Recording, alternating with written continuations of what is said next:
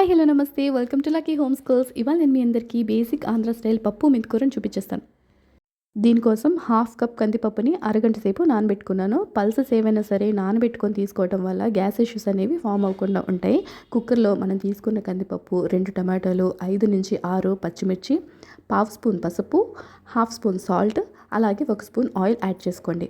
Oil add చేసుకోవడం వల్ల మన కుక్కర్లోంచి వాటర్ అనేది బయటికి పొంగిపోకుండా ఉంటుంది. స్టవ్ ఆన్ చేసుకొని 3 విజిల్స్ వచ్చేంత వరకు ఉడికించుకోండి. 3 విజిల్స్ తర్వాత పప్పు అనేది మెత్తగా ఉడికిపోయింది. దీన్ని తాలింపు వేసుకోవడానికి స్టవ్ ఆన్ చేసుకొని ప్యాన్ పెట్టుకోండి. ప్యాన్ హీట్ అయిన తర్వాత 1 స్పూన్ ఆయిల్ యాడ్ చేసుకోండి. ఆయిల్ హీట్ అయిన తర్వాత అందులోకి జీలకర్ర, ఆవాలు,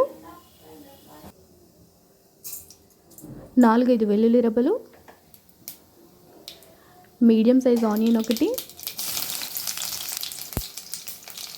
2-3 ఎండుమిర్చి, కరివేపాకు యాడ్ చేసుకొని ఆనియన్ మంచి కలర్ వచ్చిన తర్వాత మనం కట్ చేసుకొని పెట్టుకున్న మెంతాకుని యాడ్ చేసుకోండి. మెంతాకు అనేది 1-2 నిమిషాలు మాత్రమే ఫ్రై చేయాలి, లేదంటే చేదు వస్తుంది. తర్వాత మనం బాయిల్ చేసి పెట్టుకున్న పప్పును యాడ్ చేసి 5 నిమిషాల పాటు ఉడికించుకున్న తర్వాత డిష్ అవుట్ చేసుకోవడమే.